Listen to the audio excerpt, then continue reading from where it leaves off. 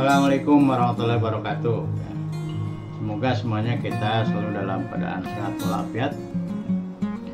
Kali ini saya akan mencoba untuk sharing dan juga menjelaskan tentang bagaimana menganalisis terkait dengan penerapan atau aplikasi kurikulum Merdeka bagi sekolah yang sudah melaksanakan terutama di tahun pelajaran 2023-2024 dan juga terkait dengan pelaksanaan pemilihan mata pelajaran pilihan oleh peserta didik di kelas 10 untuk dipersiapkan nanti naik di kelas 11 atau ke fase F. Oleh karena itu, sebagai contoh barangkali di SMA Negeri Singaparna juga sebagai prediksi awal ya di tahun pelajaran 2024-2025 itu jumlah guru termasuk jumlah peserta didik yang memilih pemilihan mapel serta bagian kurikulum untuk mempersiapkan ya, jumlah kelas terkait dengan pemilihan mapel yang dipilih oleh peserta didik kelas 10 ya, kemudian juga jumlah guru yang diperlukan atau intinya jumlah jam pelajaran yang ada dan juga jumlah guru yang dibutuhkan. Baiklah, saya akan coba jelaskan sebagai contoh di SMA Negeri 1 Singaparna pada tahun pelajaran 2024 maksud saya 2025 itu diperkirakan ya seperti ini. Ini sebagai salah satu contoh sudah saya analisa ya intinya karena di Singaparna pada saat ini ya itu di semester 1 utamanya tahun pelajaran 2023-2024 itu di kelas 10 di fase E sudah melaksanakan kurikulum Merdeka. Artinya struktur kurikulumnya sudah menggunakan penuh ya termasuk mata pelajarannya. Sedangkan di kelas 11 dan kelas 12 sekarang di semester 1 ini masih menggunakan kurikulum 2013. Termasuk juga barangkali ada yang memilih lintas minat dan sebagainya.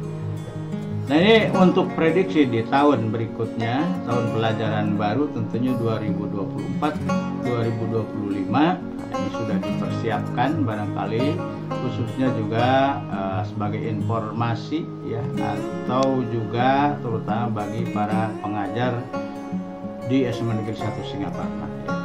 Ini sebagai contoh mata pelajaran sudah saya sinkronkan sedemikian rupa termasuk juga dari kurikulum Merdeka dan juga kurikulum 2013. Jadi intinya sudah dibuat garis besarnya ya sebagai contoh pendidikan agama Islam dan budi pekerti ya. Ini intinya ya di kelas 10 karena ini termasuk mata pelajaran umum atau wajib ya. Di kelas 10 itu sebanyak 36 jampel ya dengan mengacu pada jam pelajaran di kelas 10 ini di kurikulum Merdeka itu 3 jam ya. Jadi sudah dijelaskan pada video sebelumnya bahwa untuk PA dan BP itu intranya adalah 2 jampel, kemudian untuk pelaksanaan proyeknya P5-nya 1 jampel, sedangkan total tetap dihitung 3 jampel. Itu di kelas 10. Sementara di kelas 11 juga masih sama ya nantinya, karena ini termasuk mata pelajaran umum atau wajib yang otomatis akan dipelajari ya di kelas 11 oleh peserta didik di kelas 10, walaupun nanti mereka akan memilih mata pelajaran tertentu. Nanti saya akan jelaskan mata pelajaran apa saja yang mereka pilih ya. Kemudian juga di kelas 12 ini menggunakan kurikulum 2013 ya, artinya jumlah jampelnya sesuai aturan itu adalah 3 jam. Jadi artinya untuk sementara kelas 10, 11, 12 di SMA kami di SMA Singaparna itu ada 12 rombel masing-masing ya. Jadi 3 jam di kelas 10 berarti 3 kali 12 ya, itu ada 36 jampel yang tersedia. Kemudian untuk di kelas 11 juga ada 3 jampel kali 12 rombel 3 jampel ya. Kemudian di kelas 12 juga sama 3 kali 12 36. Jadi jumlah jam untuk PA dan BP ini ada 108 jampel. Kemudian juga dengan guru yang tersedia ya, kami mencoba di sini memang di Singaparna guru mata pelajaran yang ada itu ada 5 orang. Ini secara teori yang dibutuhkan supaya jamnya pas memenuhi juga kriteria. Misalkan ada yang sudah mengikuti PPG atau sertifikasi yaitu minimal 24 jam dan di provinsi ya minimal itu 30 jam. Ini kita lihat ya, untuk guru PA dan BP yang ada di SMA Negeri 1 Singaparna jumlah jam tadi 108. Ini perkiraan untuk 2024-2025 ya. Nah, ini hanya perkiraan pembagian saja. Jadi ini memang ada 1 orang guru yang kekurangan. Nah, maka dari itu yang sebenarnya adalah 20 bukan 20 maksudnya. Yang idealnya guru yang diperlukan itu adalah 4 orang untuk PA dan BP untuk sementara ini. Nah, selanjutnya juga untuk pendidikan Pancasila, nah ini di kelas 10 ya itu ada 2 jampel juga kita totalkan ya. Di kelas 11 juga karena ini masih termasuk mata pelajaran umum yang otomatis akan dipelajari kembali oleh peserta didik di kelas 11 ya. Yang tadinya di kelas 10 kurikulum merdeka ya.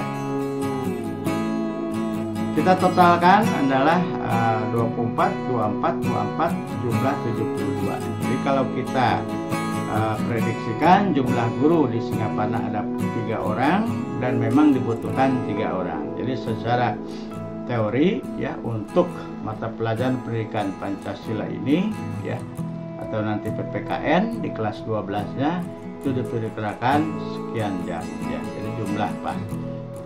Itu sebagai contoh saja ya. Nanti pembagian jamnya kembali akan diserahkan kepada ketua MKMP masing-masing di sekolah. Nah itu mata pelajaran yang umum. Kemudian kita ke mata pelajaran yang akan dipilih oleh peserta didik ya di kelas 10 di semester kedua nanti tahun pelajaran 2023-2024 ya.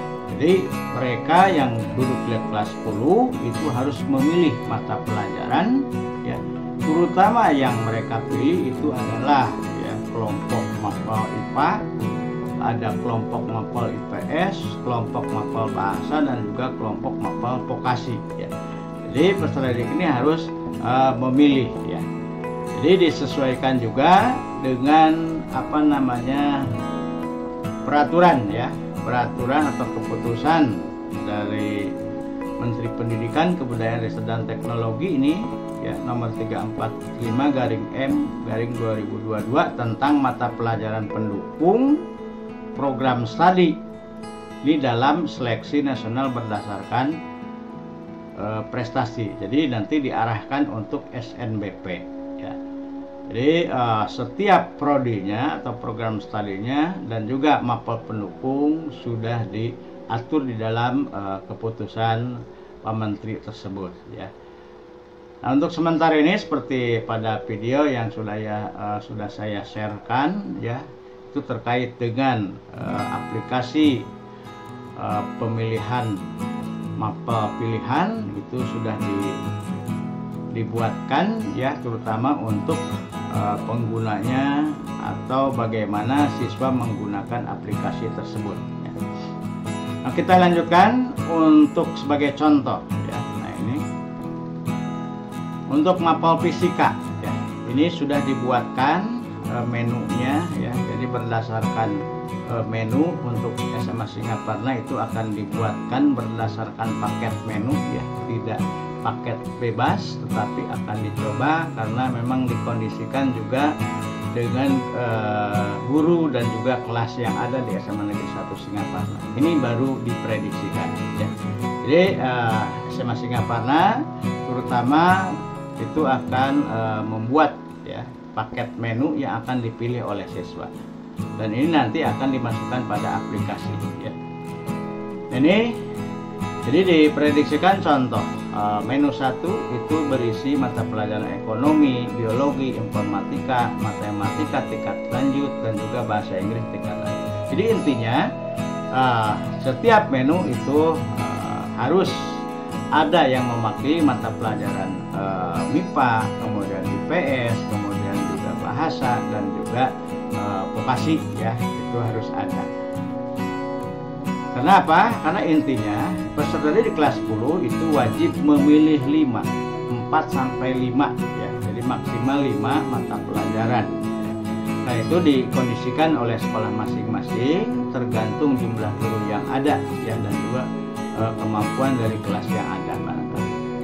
Kemudian juga contoh menu 1 ini ya, mata pelajaran sudah dipersiapkan dan mungkin nanti akan dipilih oleh peserta didik ya, tergantung juga nanti dari rekomendasi ya, hasil dari aplikasi ya. Ini kuotanya diperkirakan ada 70 orang, sekitar 2 kelas lah dibutuhkan untuk mata pelajaran tersebut di sini ya. Kemudian juga menu 2 ini sama, terdiri dari beberapa mapel yang mungkin mewakili ya dari kelompok MIPA, IPS, bahasa, dan juga vokasi. Dan ini diperkirakan jumlah kuotanya juga, sehingga untuk kelas 10 yang sekarang ini berdasarkan dari data dari Erapor itu adalah 426 orang untuk kelas 10 yang akan memilih mapel pilihan di kelas 11 nanti.